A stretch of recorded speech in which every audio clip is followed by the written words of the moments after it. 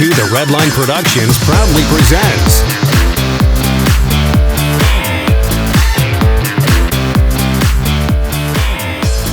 today's 2 The Redline review was made possible in part by Hey YouTube, well thanks for joining me today. Let's go over another Civic. Now I know what you're thinking, oh my god, another plebeian Civic. Well, this car's pretty hot in the used car market, so I thought I would go over this one. This one's a 2010 LXS. Now, I always thought I would see myself owning this generation Civic. Ever since the 8th generation came out in 2006, I always loved the car. 2009 is when they updated the car. They gave it new styling in the front, the new grille, the new 6-point grille, new front fascia, new bumper, new wheels, new back end. This particular one is an LXS model. Now, it's kind of in between an LX and an EX model, and Honda introduced this trim level in 2009. What they basically did is they recycled the rims from the 08 EX model, those 5-spoke wheels, which are a nice design. The EX got those multi-spoke dark finished wheels, which also look pretty good as well. Now, the 8th generation Civic has gotten a lot of praise. It was Motor Trend's 2006 Car of the Year. It was touted for being one of the most futuristically styled vehicles, and it was a radical departure from the 7th gen Civic. Not everyone at Honda liked the 8th gen. Not all the enthusiasts liked the 8th gen. Personally, myself, I like the 8th gen a lot. I would still take one over 7th gen just because I like the styling of it. It still looks really fresh today, and it's really hot car in the used car market just because with the prices that they've kind of dropped a little bit too. I mean, you can get these for a pretty good deal. This one's a 2010 with about 48,000 miles on it. And the color is my favorite, one of my favorite Honda colors, Tango Red Pearl. Coming to the interior, the LXS just comes with a black interior only with silver stitching on the seats. You cannot get another interior color with the LXS, so don't try to find one. Now, getting inside, it's all familiar stuff in here. Just have your standard Honda key. No trunk popper, though. I noticed that you get a trunk popper with an EX model and up. You can see 48,499 miles. And just your familiar 1.8 liter startup sound. The one thing I did notice, now the windows automatic up and down for the driver, so that's pretty nice. That was really nice back in the compact class for its time. One thing I noticed about this 8th generation Civic is the 7th gen Civic actually has a stronger air conditioning system. It's still cold in here, like it's about, like how hot is it outside? There's no temp gauge in here, I just remember that. The EX is what gives you a temperature gauge outside. The 7th gen Civics, fantastic AC. They blew really cold. The 8th gen, it's cold. It's not as like lukewarm as my Fit when it's this hot outside, but it's definitely not as cold. They must use a different compressor system versus the 7th gen. But anyways, the interior in this car is gotten pretty familiar. For those of you who aren't familiar, of course, the 2-tier dash is what Honda introduced in 2006. They still use it to this day. For the 9th generation Civic, I updated slightly with a new screen on the side now. The rest of the interior goes, the dashboard here is this hard plastic material, which is whatever. The graining actually is pretty nice. It's much better than the hard plastic in the 9th gen Civics, the current Civics. It's soft touch over here that kind of follows through all the way to the side, or all the way in that whole piece over there. What's really nice though is the door panels here are soft touch. That's really important because I kind of rest my elbows here when I'm driving, so that's really important. You do have this really cheap plastic right here, but if you get a leather model, they stitch this with leather, but the cloth models don't have that. Soft touch right here where your elbows are going to go, and it's lined with the cloth from the seat fabric. Now, what the LXS gives you is it gives you this leather-wrapped steering wheel with the side bolstering extensions, and perforated leather, which I don't have the side bolstering extensions on my Fit, but it's still missing steering wheel audio controls. You have to get the EX to get the steering wheel audio controls. 5-speed automatic transmission with the LXS.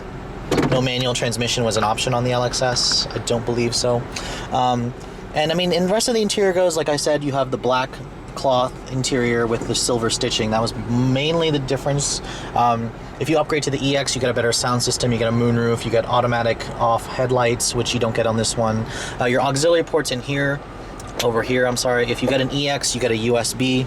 Cup holders are nice and big. Pretty nice storage here. That's the one thing the Honda's pretty good at. I like this cup holder cover here. It's pretty sturdy, like you can't flex that, and they got rid of the cup holder covers for the 9th gen Civics. They also got rid of the sliding and adjusting armrest, which was a stupid thing to get rid of, but there's no power port in there, weirdly enough. And it's only a single tier. The seats in this car are very supportive, comfortable. I love the seats. Coming to the back seat, that's where the Civic still excels, even to this day. It's one of the roomier compacts in the class. You have this really nice flat floor here, so the center passenger in the middle can actually put their foot there. It makes it more comfortable for the middle passenger. There's no pockets here, though. I am noticing there's no pockets, no vents there, but that's expected. Your materials on the door panel back here are still soft touch, so that's really nice, and soft touch there. Still the same plastic cheap stuff over there. The seats are only a single folding fold down. If you get an EX, you get the dual fold or the split folding, and you get an armrest here. So there are certain benefits besides just a sunroof and alloys for an EX. The trunk of the Civic is about average for its class, about 12.5 cubic feet, I want to say. But it has a pretty large opening. You can see here's the mechanism or the lever to fold the seats, just one piece folding. You have your temporary spare underneath with all its jacks and whatnot. The LXS also gives you that chrome exhaust tip and the rear deck lid spoiler from the Civic Hybrid. It still has drum brakes in the rear. Upgrade to the EX and you will get the rear disc brakes.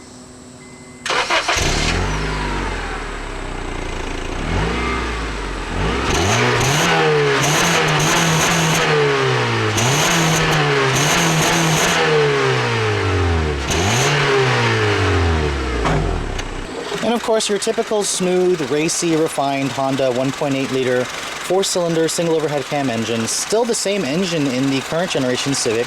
Makes 140 horsepower, I'm thinking about the Elantra, 128 foot-pounds of torque. Honda's IV Tech system, which they used to, put a cover on that says that, but doesn't say that anymore. But, I mean, low maintenance, gas mileage is about 25 city, 36 highway, but expect to get more than that. But I mean, the car moves out pretty well with the 5-speed auto. Definitely go for the manual though if you're an enthusiast, because it makes the car more fun to drive. Alright, so for those of you who are in the market for their first car, I know you're looking at one of these Civics. So let's take a look at how this car drives, shall we?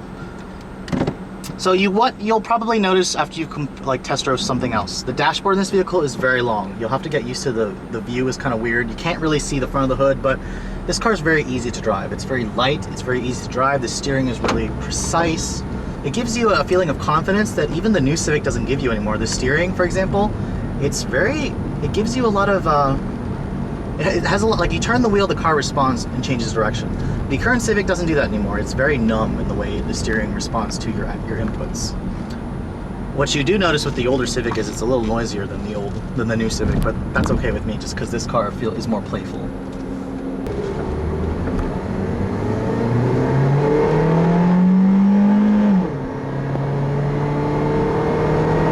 And of course, this is a compact car, so don't expect thundering levels of performance, but it's a Honda engine. You have to rev the snot out of them to get them to go. And I mean, they're pretty rewarding engines to rev out. All Honda engines pretty much are. And you can actually kind of hear the VTEC kick in at about 5,000 RPM. So, I mean, the car moves out fine. It feels a little sluggish right now just because the air conditioning is on. That's not helping at all. And it's like 100 degrees out here right now as well. But I mean, driving normally, the 5-speed automatic shifts quick. It's well matched to the engine's power band. Remember, the Civic for 06 was one of the first compact cars that actually had a 5-speed automatic. All the other ones were still using 4 speeds. And it's a shame because Honda used to be, the leader. They used to be the ones that introduced the new technology first. Now they're kind of playing catch up because they're still using a 5-speed automatic today in the current Civic. But acceleration and fuel economy numbers are still with the class, so imagine if they do move to a 6-speed. Now the ride in here is very nice. It's firm, but it's still compliant. But I mean, what you notice though is the handling. This car changes directions really easily, and it's just a really nice car to drive as a commuter car. I mean, as your first car, I would definitely always recommend an 8-gen Civic to somebody, just because, I mean, they're still great cars and they're great value in the market today. I also personally think they look fresh still today too. They don't look completely dated. Another thing that is dated, there's no Bluetooth in here. There's no satellite radio. I mean, if you wanted all that stuff, you had to get the navigation model. Like, you have to get a navigation equipped model to get the Bluetooth and the satellite radio, which sucks, but Honda's learning and they finally put it on their lower trim levels as well. But anyways, guys, if you're in the market for your first car, I definitely recommend one of these generation Civics. So if you find one that's in good condition, definitely snatch it up. They're pretty common today in the market, especially in this. But to get it in these kind of colors, like this red color is pretty. So anyways, guys, thank you so much for watching. Have a great day.